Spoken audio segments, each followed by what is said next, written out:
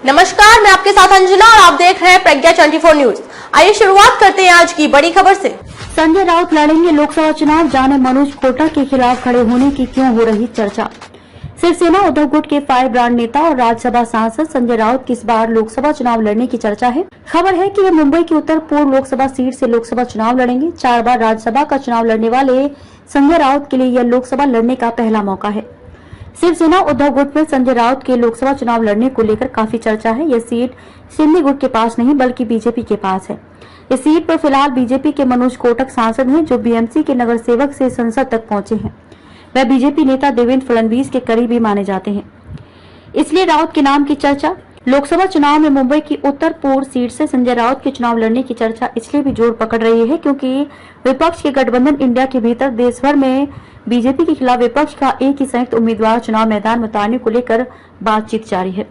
अगर इंडिया के भीतर इस मुद्दे पर सहमति बनती है तो ये फैसला गठबंधन के सभी दलों पर लागू होगा। दूसरी वजह यह है कि शिवसेना उद्धव गुट के 18 में से 13 सांसद शिंदे गुट के साथ चले गए हैं। ऐसे में पार्टी को लोकसभा चुनाव के लिए नए और दमदार उम्मीदवारों की तलाश है। हालांकि पार्टी के कुछ नेता और खुद संजय राउत को यह भी लग रहा है कि अगर वह लोकसभा चुनाव लड़ते हैं तो एक ही चुनाव क्षेत्र में अटक कर रह जाएंगे, जबकि इस बार के चुनाव में संजय राउत पर पार्टी का व्यूह रचना और चुनाव प्रचार की बड़ी जिम्मेदारी होगी। क्या बोले संजय राउत। जब मीडिया ने इस बारे में संजय राउत से सवाल पूछा तो संजय राउत ने सीधा जवाब देने के बजाय कहा कि जब मैं पार्टी के लिए जेल जा सकता हूं तो फिर चुनाव क्या चीज है। पार्टी के आदेश पर हम कुछ भी कर सकते हैं। हमने बाला साहेब ठाकरे के साथ काम किया है।